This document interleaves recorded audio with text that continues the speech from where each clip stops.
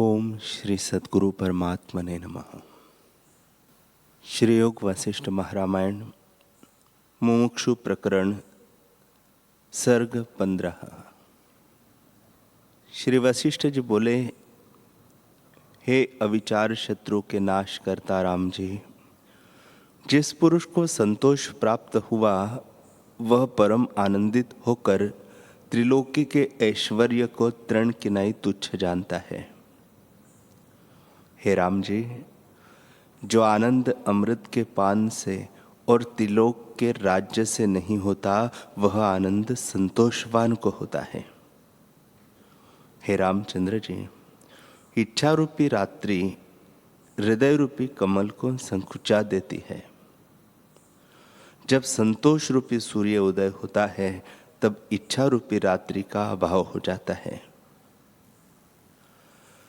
जैसे क्षीर समुद्र उज्ज्वलता से शोभायमान होता है, वैसे ही संतोषवान की कांति सुशोभित होती है। हे राम जी, त्रिलोकी के राजा की भी इच्छा निवृत्त न हुई तो वह दरिद्री है, और जो निर्धन संतोषवान है सो सबका ईश्वर है। संतोष उसी का नाम है जो अप्राप्य वस्तु की इच्छा न करे, और प्राप्त भी हो तो इष्ट अनिष्ट में राग द्वेष न करे। संतोषवान सदा आनंद पुरुष है और आत्म स्थिति से तृप्त हुआ है, उसको और इच्छा कुछ नहीं है। संतोष से उसका हृदय प्रफुल्लित हुआ है। जैसे सूर्य के उदय होने से सूर्यमुखी कमल प्रफुल्लित होता है, वैसे ही संतोषवान प्रफुल्लित हो जाता है। जो अप्राप्त वस्तु की इच्छा नहीं करता और अनिच्छित प्राप्त हुई को यथाशास्त्र क्रम से ग्रहण करता है, उसका नाम संतोषवान है। जैसे पूर्णमासिका का चंद्रमा अमृत से पूर्ण होता है, वैसे ही संतोषवान का हृदय संतोष से पूर्ण होता है। जो संतोष से रहित है, उसके हृदय रूपी वन में सदा सुख और चिंता रूपी फूल उत्पन्न होते ही है। हे रामचंद्र जी, जिसका चित्त संतोष से रहित है, उसको नाना प्रकार की इच्छा समुद्र की नाना प्रकार की तरंगों के समान उपजती है। संतुष्ट आत्मा परम आनंदित है। उसके जगत के पदार्थों में हेयोपादेय बुद्धि नहीं होती। हे रामचंद्र जी, जैसा आनंद संतोषवान को होता है, वैसा आनंद अष्ट सिद्धि के ऐश्वर्य और अमृत पान करने से भी नहीं होता। संतोषवान सदा शांत रूप और निर्मल रहता है। इच्छा रूपी धूल सर्वदा उड़ती रहती है, सो संतोष रूपी वर्षा से शांत हो जाती है। इस कारण संतोषवान निर्मल है। हे राम जी, जैसे आम का परिपक्व फल सुंदर होता है और सबको प्यारा लगता है, वैसे ही संतोषवान पुरुष सबको प्यारा लगता है और स्तुति करने योग्य है। जिस पुरुष को संतोष प्राप्त हुआ है, उसको परम लाभ हुआ है। हे राम जी, जहाँ संतोष है वहाँ इच्छा नहीं रहती, और संतोषवान भोगों से दीन नहीं होता। वह उदार आत्मा सर्वदा आनंद से तृप्त रहता है। जैसे मेघ पवन के आने से नष्ट हो जाता है, वैसे ही संतोष के आने से इच्छा नष्ट हो जाती है। जो संतोषवान पुरुष है, उसको देवता और ऋषिश्वर सब नमस्कार करते और धन्य धन्य कहते हैं। हे राम जी, जब संतोष करोगे तब परम शोभा को पाओगे।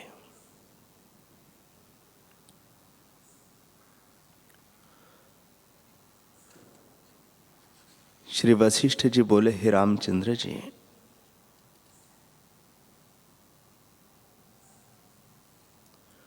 जितने दान और तीर्थादिक साधन हैं उनसे आत्मपद की प्राप्ति नहीं होती। आत्मपद की प्राप्ति साधु संग से ही होती है।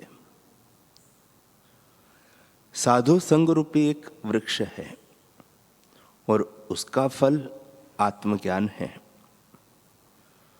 जिस पुरुष ने फल की इच्छा की है सो अनुभव रूपी फल को पाता है।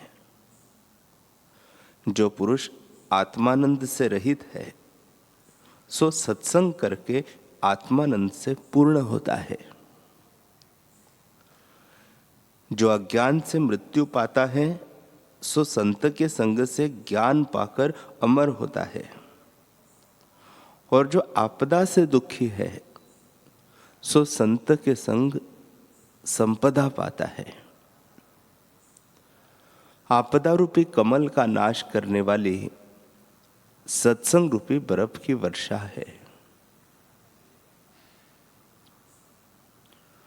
सत्संग से ही आत्मबुद्धि प्राप्त होती है, जिससे मृत्यु नहीं होती और सब दुखों से छूटकर परमानंद को प्राप्त होता है।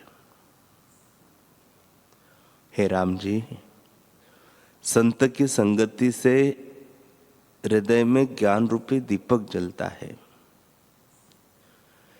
जैसे अज्ञान रूपी तम नष्ट हो जाता है और बड़े बड़े ऐश्वर्य को यह जो प्राप्त होता है,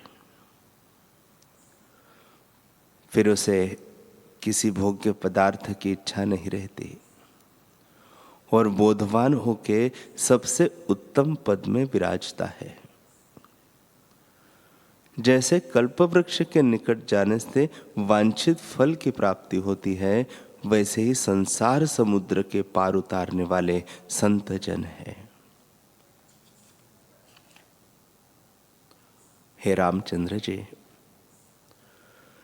जैसे धीवर नौका से पार लगाता है, वैसे ही संत जन युक्ति से संसार समुद्र से पार करते हैं। हे रामचंद्र जी, मोहरूपी मेघ का नाश करने वाला संत का संग पवन है। जिसको अनात्म देहादिक से स्नेह नष्ट हुआ है और शुद्ध आत्मा में जिसकी स्थिति है वह उससे तृप्त हुआ है, फिर संसार के इष्ट अनिष्ट में उसकी बुद्धि चलायमान नहीं होती। वह सदा समता भाव में स्थित रहता है। संत जन संसार समुद्र के पार उतारने में पुल के समान है और आपदा रूपी बेली को जड़ समेत नष्ट करने वाले हैं। हे राम जी, संत जन प्रकाश रूप है। उनके संग से पदार्थों की प्राप्ति होती है। जो अपने पुरुषार्थ रूपी नेत्र से हीन है उनको पदार्थ की प्राप्ति नहीं होती। जिस पुरुष ने सत्संग का त्याग किया है वह नरक रूपी अग्नि में लकड़ी की नाई जलेगा, और जिस पुरुष ने सत्संग किया है उसको नरक की अग्नि का नाश करने वाला सत्संग रूपी मेघ है। हे रामचंद्र जी, जिसने सत्संग रूपी गंगा का स्नान किया है उसको फिर तब दान आदि साधनों से प्रयोजन नहीं रहता। वह सत्संग से ही परम गति को प्राप्त होगा। इसे और सब उपायों को त्याग कर सत्संग को ही खोजना चाहिए। जैसे निर्धन मनुष्य चिंतामणि आदि धन को खोजता है, वैसे ही मुमुक्षु सत्संग को खोजता है। जो आध्यात्मिक आदि तीनों तापों से जलता है, उसको शीतल करने वाला सत्संग ही है। जैसे तपी हुई पृथ्वी मेघ से शीतल होती है, वैसे ही हृदय सत्संग से शीतल होता है। हे रामचंद्र जी, मोह रूपी वृक्ष का नाश करने वाला सत्संग रूपी कुल्हाड़ा है। सत्संग से ही मनुष्य अविनाशी पद को प्राप्त होता है। जिस पद के पाने से और कुछ पाने की इच्छा नहीं रहती है, इससे सबसे उत्तम सत्संग ही है। जैसे सब अप्सराओं में लक्ष्मी उत्तम है, वैसे ही सत्संग करता सबसे उत्तम है। इसे अपने कल्याण के निमित्त सत्संग करना ही तुमको योग्य है। हे रामचंद्र जी, ये जो चारों मोक्ष के द्वारपाल हैं, उनका वृत्तांत मैंने तुमसे कहा। जिस पुरुष ने इनके साथ प्रीति की है, वह शीघ्र आत्मपद को प्राप्त होगा, और जो इनकी सेवा नहीं करते सो मोक्ष को न प्राप्त होंगे। हे रामचंद्र जी, इन चारों में से एक भी जहां आता है, वह तीनों और भी आ जाते हैं। जैसे जहां समुद्र रहता है, वह सब नदी आ जाती है, वैसे ही जहां शम आता है, वह संतोष, विचार और सत्संग, ये तीनों भी आ जाते हैं। और जहां साधु संगम होता है, वह संतोष, विचार और शम, ये तीनों आ जाते हैं। जहां कल्पवृक्ष रहता है, वहां सब पदार्थ स्थित होते हैं। जैसे पूर्णमासिका के चंद्रमा में गुण कला सब इकट्ठी हो जाती है, वैसे ही जहां संतोष आता है, वहां और तीनों भी आ जाते हैं। और जहां तक विचार आता है, वह संतोष, उपशम और सत्संग भी आ जाते हैं। जैसे श्रेष्ठ मंत्री से राज्य लक्ष्मी आस्थित होती है, वैसे ही जहां विचार होता है, वहां और भी तीनों आते हैं। इससे हे रामचंद्र जी, जहां ये चारों इकट्ठे होते हैं, उसे परम श्रेष्ठ जानना।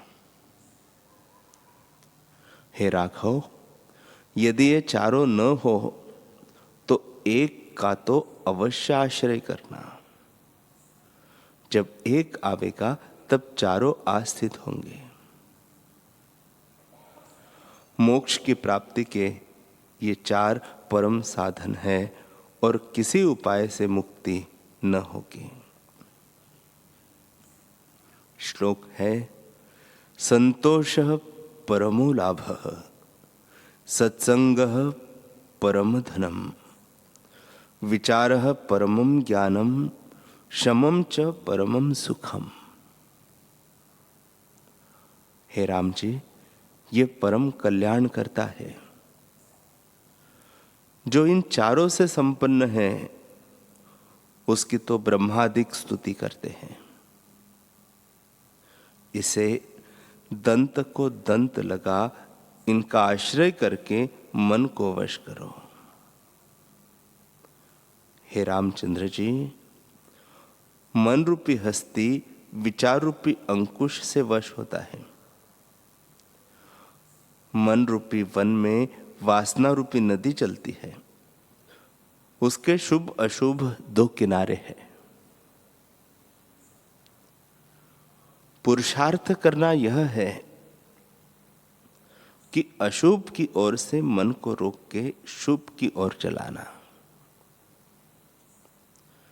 जब अंतर्मुख आत्मा के सम्मुख वृत्ति का प्रवाह होगा तब तुम परम पद को प्राप्त होंगे।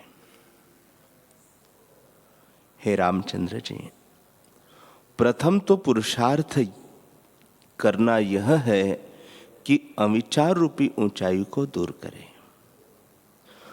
जब अविचार रूपी बेंट दूर होगा तब आप ही प्रवाह चलेगा। हे रामचंद्र जी, दृश्य की ओर से जो प्रवाह चलता है सो बंधन का कारण है। जब आत्मा की ओर अंतर्मुख प्रवाह हो तब मोक्ष का कारण हो जाए। आगे जो तुम्हारी इच्छा हो सो करो।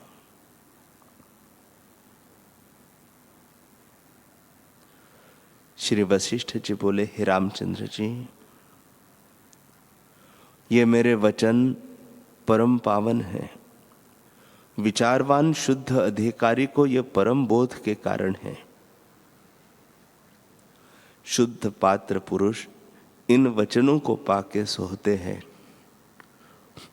और वचन भी उनको पाके शोभा पाते हैं। जैसे शरद काल में मेघ के अभाव से चंद्रमा और आकाश शोभा देते हैं, वैसे ही शुद्ध पात्र में ये वचन शोभते हैं और जिज्ञासु निर्मल वचनों की महिमा सुन के प्रसन्न होते हैं। हे रामचंद्र जी, तुम परम पात्र हो और मेरे वचन अति उत्तम हैं। यह महारामायण मोक्ष उपायक शास्त्र आत्मबोध का परम कारण है। इसमें परम पावन वाक्य की सिद्धता और युक्तार्थ वाक्य है और नाना प्रकार के दृष्टांत कहे हैं। जिसके बहुत जन्मों के पुण्य इकट्ठे होते हैं उसको कल्पवृक्ष मिलता है और वह फल से झुक पड़ता है, तब उसको यह शास्त्र श्रवण होता है। नीच को इसका श्रवण प्राप्त नहीं होता और न उसकी वृत्ति इसके श्रवण में आती है। हे रामचंद्र जी, जैसे धर्मात्मा राजा की इच्छा न्याय शास्त्र के सुनने में होती है और पापात्मा की नहीं होती, वैसे ही पुण्यवान की इच्छा इसके सुनने में होती है और अधर्मी को इच्छा नहीं होती। जो कोई इस मोक्ष उपायक रामायण का आदि से अंत पर्यंत अध्ययन करेगा अथवा निष्काम संत के मुख से श्रद्धा युक्त सुनकर एकत्र भाव होकर विचारेगा, उसका संसार भ्रम निवृत्त हो जाएगा।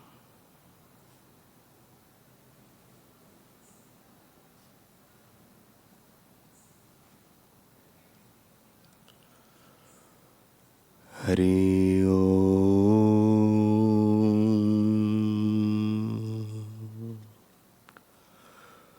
हरि ओम।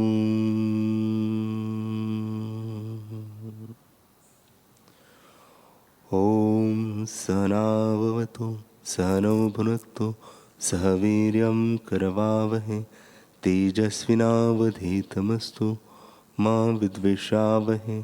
ओम शांति शांति शांति। श्री सद्गुरुदेव भगवान की जय।